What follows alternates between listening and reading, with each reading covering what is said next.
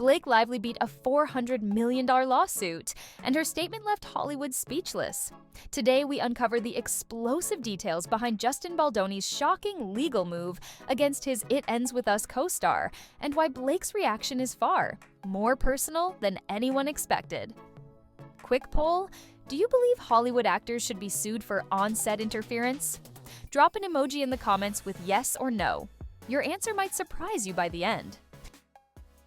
When It Ends With Us wrapped principal photography, no one expected a courtroom sequel. But actor-producer Justin Baldoni shocked the industry by filing a $400 million lawsuit against Blake Lively, accusing her of intentional creative sabotage. The claim? That Blake overstepped, blocked key scenes, and allegedly pushed changes that damaged the film's integrity and his directorial vision. But how did two stars with on-screen chemistry wind up at legal war? Behind every headline is a story layered with ego, control, and unspoken tension. On set, silence can be louder than shouting. While fans were gushing over teaser trailers, insiders whispered about clashing visions, late rewrites, and emotionally draining rehearsals. Blake, known for her deep immersion in roles, reportedly questioned Baldoni's directorial approach, especially with scenes tied to domestic violence. Sources say their working relationship felt tense from day one. Co-stars tried to mediate, but the vibe on set never truly settled. Sometimes the biggest explosions never make it to camera. It was supposed to be a simple table read in a quiet Burbank studio. But when Blake reached a pivotal scene where Lily confronts Ryle, she paused, then asked for a rewrite. Justin reportedly pushed back, citing script finalization. What followed, according to one crew member, was 30 seconds of total silence and then a storm behind closed doors. From that moment on, something changed. Trust cracked. In creative partnerships, unspoken tension breeds irreversible rifts. This wasn't just another role for Blake Lively. Insiders say she privately opened up about her own experiences with emotional abuse while preparing to portray Lily. One close friend shared that Blake carried the weight of that character even when the cameras weren't rolling. Her insistence on changing certain scenes wasn't diva behavior. It was about honoring the truth behind Lily's pain. Sometimes art reopens wounds, but also writes the closure. Collaboration in film is fragile. Everyone brings vision, voice, and sometimes trauma to the table. But where's the line between protecting authenticity and overstepping directorial authority? Critics argue that Blake may have blurred those lines, but defenders see her as standing up for emotional accuracy. The lesson is universal. Creative spaces require clear boundaries, shared respect, and open dialogue. Without communication, collaboration becomes collision. Did Blake really block Baldoni from directing key scenes? That was the lawsuit's central claim, that Blake's persistent script notes, emotional objections, and on-set disruptions undermined Baldoni's ability to direct the story he envisioned. Emails cited in court showed heated back and forths, including a rumored scene Blake refused to shoot unless rewritten. But the judge later asked, if both were producers, who held the final say? That gray area became the lawsuit's undoing. Power struggles in art rarely end cleanly, but courts demand clarity. The financial stakes were enormous. $400 million wasn't just ego. This wasn't symbolic. Justin Baldoni's suit cited damages from halted foreign distribution, abandoned licensing deals, and a streaming partnership that allegedly fell through due to the controversy on set. Legal docs claimed Blake's influence delayed key reshoots, spiking production costs by 35%. But Blake's team countered with receipts. Production delays were already in motion before she ever intervened. Money complicates everything, but timing tells the truth. Inside the downtown LA courtroom, the energy was heavy. Cameras weren't allowed, but one journalist described it as so quiet you could hear a phone vibrate. The turning point? Blake's lawyers introduced emails showing Baldoni previously approved changes he later claimed were forced. One message simply read, "I trust Blake's instincts here." That line changed everything. The judge reportedly paused before speaking. That sounds like consent to me. In law and life, documentation wins. As the dismissal order was read, the judge looked directly at Baldoni and said, "This case isn't about sabotage. It's about creative discomfort." A ripple ran through the room. No damages were awarded. No defamation upheld. Just a final, piercing truth. Conflict on set doesn't always equal crime. The verdict wasn't just legal, it was symbolic. If this lawsuit shocked you, hit like and subscribe for more real Hollywood drama. No scripts, just truth.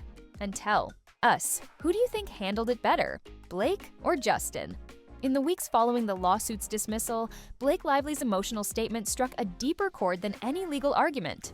"I felt the pain of being told to stay quiet to protect someone else's image," she wrote. It wasn't just about winning, it was about reclaiming voice. For artists, lawsuits like this create a chilling effect. Will they hesitate? Next time they speak up on set, we don't need quieter actors. We need braver systems.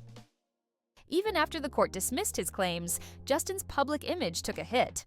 Once known as a soft-spoken heartthrob-turned-director, he now faced criticism for weaponizing the legal system. Fans were divided. Some saw him as misunderstood, others as vindictive. And for a man who's built his brand around emotional vulnerability, the lawsuit felt jarringly out of character. In Hollywood, image is currency, and this one cracked. The backlash didn't come quietly. Team Blake trended within hours of the judge's ruling. But justice for Justin wasn't far behind. Reddit threads exploded. TikTok creators picked sides. What was once a shared fandom now became a polarized debate. One fan wrote, "I don't care what the court said, I felt his pain." Another, "She protected that character because no one else would." When justice plays out online, truth becomes fragmented. 2 days after the dismissal, Blake Lively shared a raw, unfiltered post on her personal blog. "There's a silence women carry when speaking up threatens everything," she wrote. She described the emotional toll of playing Lily Bloom, reliving scenes that echoed parts of her past, and the guilt of being accused for standing her ground. One haunting line stood out. "I didn't sabotage a film, I protected a story." Sometimes, a single sentence reframes the entire narrative.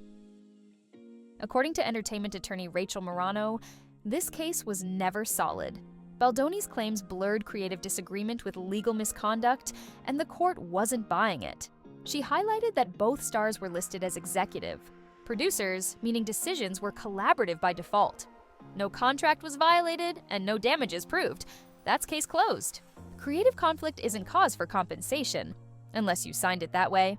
Is this the end of set interference lawsuits? Industry insiders are already debating, will this case deter future lawsuits between actors over creative control? Some say yes. It's a cautionary tale about how quickly legal action can backfire in the court of public opinion. Others believe it'll spark clearer contracts, especially in emotionally charged adaptations. Either way, Hollywood's watching closely. What used to stay backstage is now front page and under legal scrutiny. In a 2018 interview, Blake quietly admitted to battling postpartum anxiety, something that, at the time, she hadn't fully processed. Portraying Lily Bloom, a character who navigates motherhood and trauma, stirred buried emotions. Friends say Blake often stayed in character between scenes, visibly shaken after emotionally heavy takes. That lived experience bled into her performance, and her protectiveness over the script. Blake wasn't acting, she was reliving. What this case exposed isn't just legal ambiguity, it's emotional fragility. When actors pour real wounds into fictional roles, they need safeguards, not suspicion. Mental health professionals on set, trauma-informed direction, collaborative, revisions. These aren't luxuries, they're essentials. The industry often says, the show must go on, but at what cost? Protect the person behind the performance? Always. Final red carpet appearance. Awkward reunion, or quiet closure. At the LA premiere, both Blake and Justin showed up. Cameras flashed, smiles looked strained, they posed separately. No interviewers were allowed to ask about the lawsuit. The tension was palpable, but for once, no drama followed. One insider said, "They were professionals, nothing more. Not every ending is cinematic. Some just fade to black." Blake Lively didn't just defeat a lawsuit. She defended a boundary that too often gets erased in Hollywood. Behind every performance is a person. And sometimes, the hardest role to play is yourself.